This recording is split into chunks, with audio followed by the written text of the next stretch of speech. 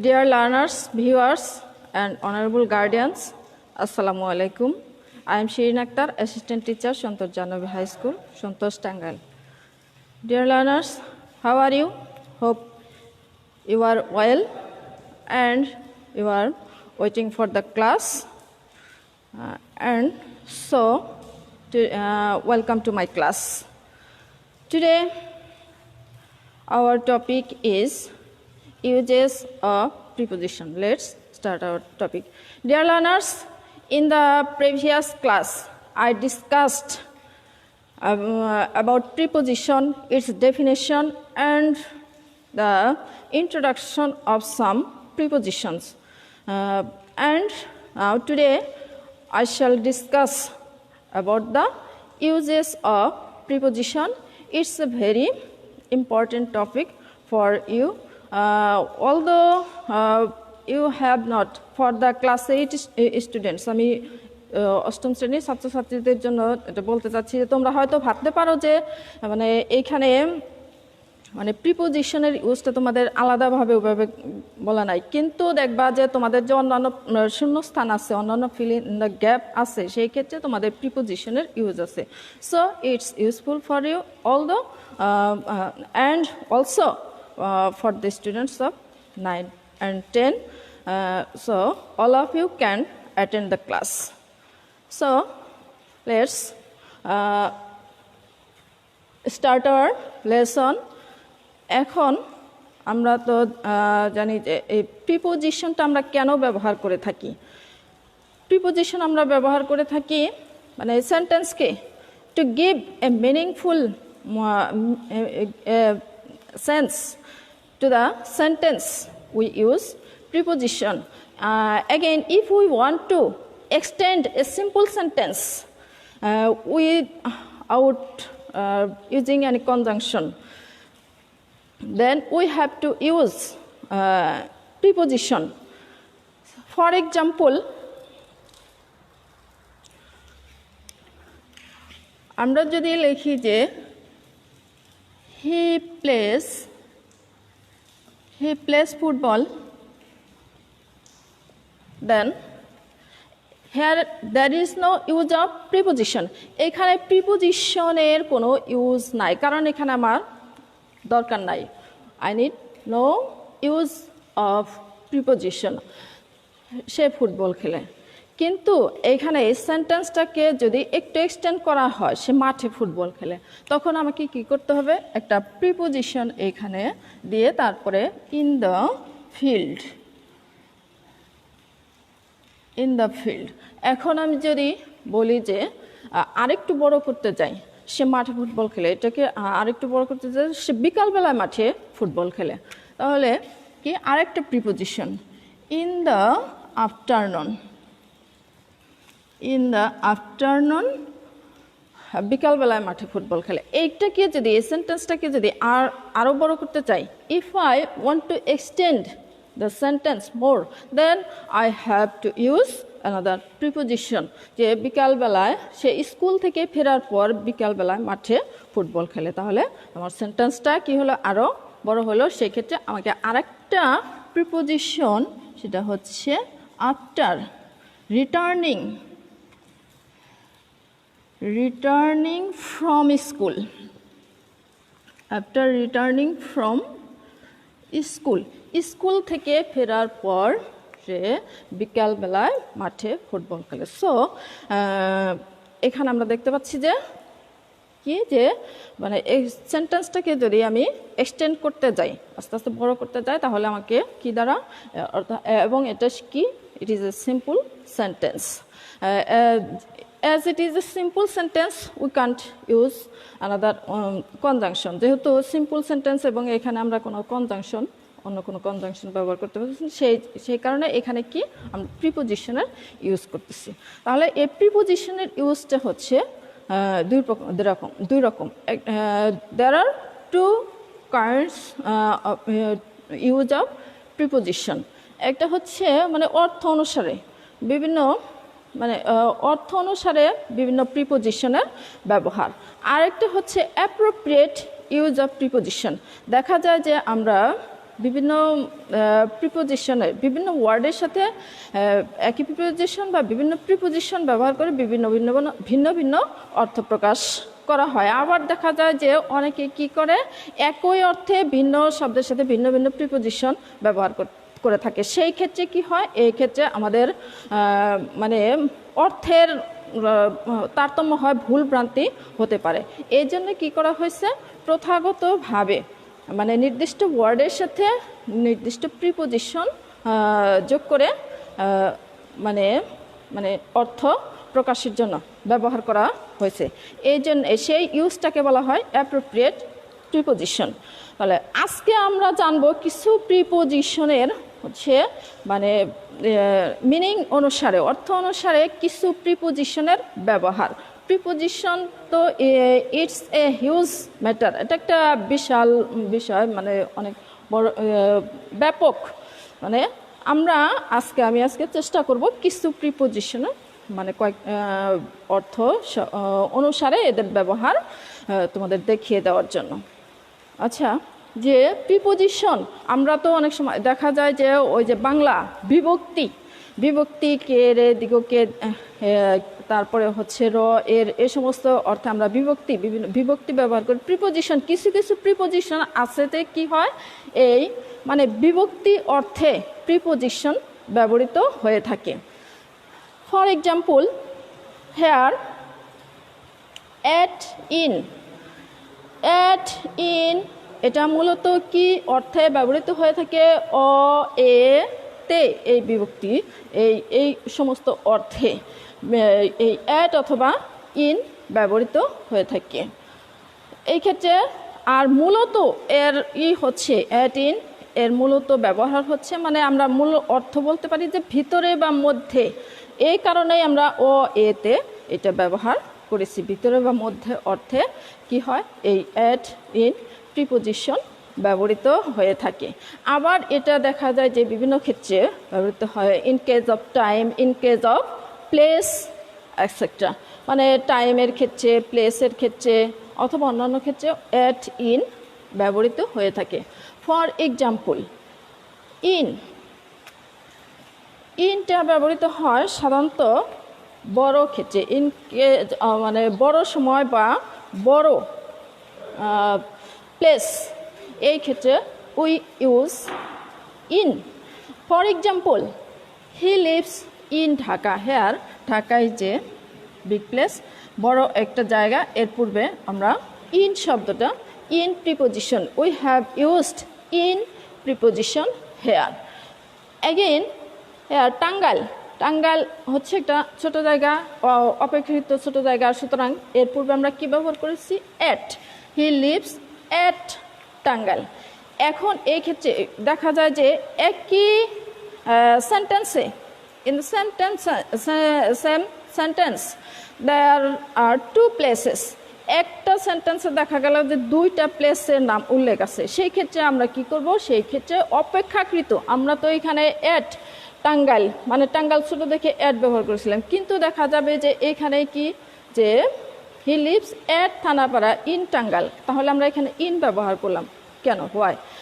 দেখা যায় যে মানে একই সেন্টেন্সে দুইটা প্লেসের উল্লেখ থাকলে সেই ক্ষেত্রে কি করতে হবে, তাহলে আমাদের ওই অপেক্ষাকৃত ওই সেন্টেন্সের মধ্যে যেটা বড় প্লেস সেইখানে আমরা ইন ব্যবহার করব, এবং ওই সেন্টেন্স অপেক্ষাকৃত যেটা ছোট প্লেস সেই ক্ষেত্রে আমরা অ্যাট ব্যবহার করব। That's why I have used at before Thanapara and in before Tangail. এই টাঙ্গাইলের পূর্বে in and before Thanapara at ব্যবহার করেছি, I have used. Then at আবার আমরা দেখলাম যে বললাম তো যে ও এতে, দেখা যায় ঢাকায় এখানে একটা কি আসছে, এ আসছে, অন্তস্তু ও আসছে। টাঙ্গাইলে এ আসছে, ইন টাঙ্গাইল। তাহলে দেখা যায় আবার ও এতে ছাড়াও কিছু অন্য কিছু অর্থে অ্যাট ব্যবহৃত হয়ে থাকে, যেমন এই ক্ষেত্রে টু, দিকে, প্রতি, অভিমুখে। আবার অ্যাট ওই একই ক্ষেত্রে ব্যবহৃত হতে পারে দিকে, লুক অ্যাট দি পিকচার, ছবি, he looked at the picture, এখানে দেখা গেল যে সে ছবিটির দিকে তাকালো। দিকে, এখানে দিকে, তারপরেও এখানে দেখা যাচ্ছে যে একটা এ এসেছে। সুতরাং এই ক্ষেত্রে আমরা অ্যাট ব্যবহার করতে পারি, আবার টু এই একই অর্থে আমরা অন্য ক্ষেত্রে ব্যবহার করতে পারি। এখন আমরা তো দেখলাম সময়, প্লেসের ক্ষেত্রে, in case of place, what about will be in case of time. সময়ের ক্ষেত্রে কি হবে? সময়ের ক্ষেত্রেও দেখা যায় যে ওই ছোট, অপেক্ষাকৃত ছোট সময়ের পূর্বে বা নির্দিষ্ট সময়ের পূর্বে উই ইউজ অ্যাট, নির্দিষ্ট সময়ের পূর্বে আমরা অ্যাট ব্যবহার করে থাকি, বা ছোট সময়ে এটাকে বলা যায় হি কেম অ্যাট 3 PM। আবার হি ওয়াজ বর্ন ইন, এটা একটা বড় সময়, ইন 1988, অর্থাৎ আমরা বলতে পারি যে মানে ছোট সময়, অপেক্ষিত ছোট সময় বা নির্দিষ্ট সময়ের পূর্বে কি আমরা ব্যবহার করে থাকি অ্যাট। এবং বড় সময়, বিশেষ করে মাস, সপ্তাহ থেকে শুরু করে যত বড় সময় আছে, সপ্তাহ, মাস, বছর, ঋতু, মানে এগুলির পূর্বে আমরা কি করে থাকি? উই ইউজ ইন, অর্থাৎ বড় সময়ের পূর্বে আমরা ইন ব্যবহার করতে। হি ওয়াজ বর্ন ইন 1988, এখানে 88 ইট মিনস ইয়ার, এখানে বছর বোঝানো হয়েছে। For this we have used in here. আবার দেখা যায় যে মানে কিছু কিছু সময়, দিবসের কিছু কিছু সময়, উল্লেখযোগ্য কিছু কিছু সময় আছে যাদের আগে অ্যাট ব্যবহার করা হয়, ওটাকে নির্দিষ্ট করেই মানে দেওয়া হয়েছে যে এদের পূর্বে অ্যাট বসে এবং এদের পূর্বে ইন বসে। ফর এক্সাম্পল, ডে, নাইট, ডন,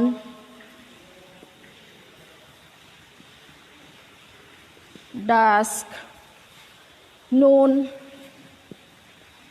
নুন, এদের পূর্বে কি বসে? অ্যাট বসে। At day, at night, at dawn, at dusk. He came home at dusk, সে সন্ধ্যাবেলায়, মানে অন্ধকার হয়ে আসে এই সময় ফিরে উঠল।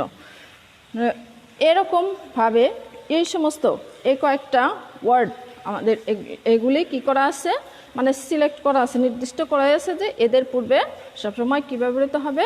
We have to use at before this time of the day. Then আবার কিছু কিছু সময় আছে যাদের পূর্বে ইন বসে, যেমন in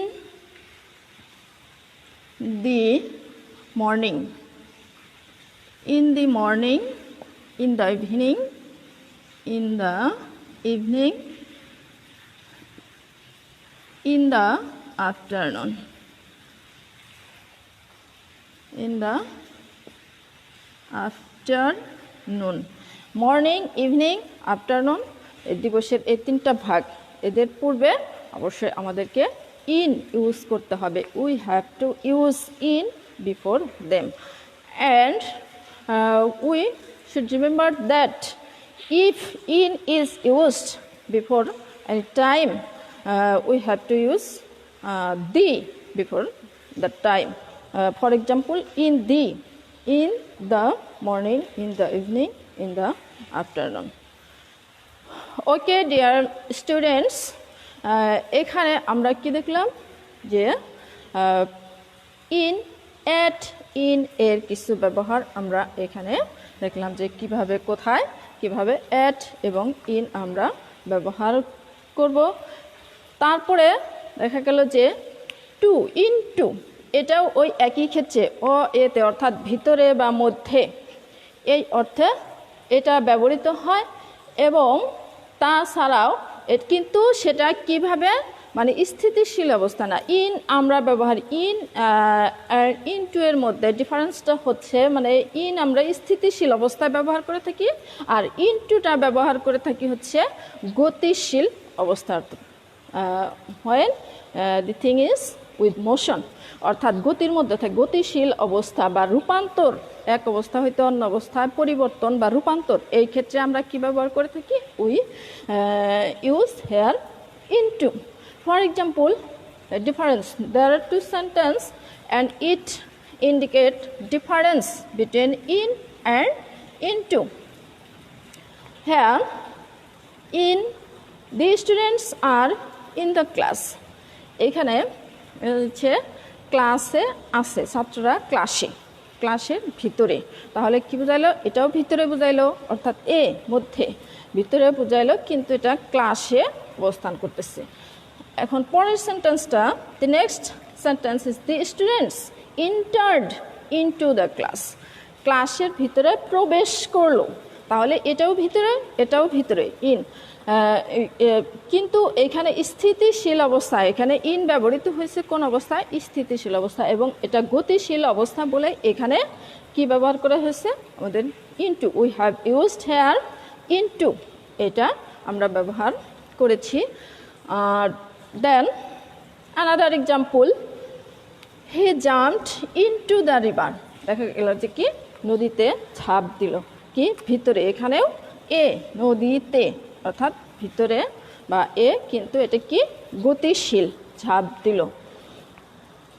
The fruit can be turned into jam, অর্থাৎ এখানে টার্নড ইনটু মানে পরিণত হওয়া, এখানে এক অবস্থা হইতে অন্য অবস্থায় ফল কি মানে আচারে পরিণত হতে পারে। Water can be changed into vapour, water change into vapour, অর্থাৎ পানি বাষ্পে পরিণত হয়। এইভাবে অর্থাৎ ইনটুটা ব্যবহৃত হয় ইন এবং ইন একই অর্থে, কিন্তু এটা হচ্ছে গতিশীল, আর ইনটু হচ্ছে গতিশীল, অ্যান্ড ইন হচ্ছে স্থিতিশীল অবস্থা, তখন আমরা ইন ইউজ করে থাকি। দেন we'll see the use of another preposition. For example, this is to. To আমরা ইউজ করে থাকি in case of কে, দিকে, প্রতি, অভিমুখে, অর্থাৎ এই সমস্ত ক্ষেত্রে, দিকে, প্রতি, অভিমুখে, মানে এই সমস্ত ক্ষেত্রে আমরা কি ব্যবহার করে থাকি? টু ব্যবহার করে থাকি। For example, he started, he started to the east or West, আমরা ওয়েস্টও এই ক্ষেত্রে ব্যবহার করতে পারি। হি স্টার্টেড মানে সে পশ্চিম দিকে রওনা দিল, পশ্চিম দিকে যাত্রা করলো। এই ক্ষেত্রে যে দিকে, এই অর্থে কি ব্যবহৃত হয়েছে? টু ব্যবহৃত হয়েছে। এখানে I am writing another example here, যে he was married to an Italian. Here to is used in case of কে, এই অর্থে কি ব্যবহৃত হয়েছে? টুটা ব্যবহৃত হয়েছে।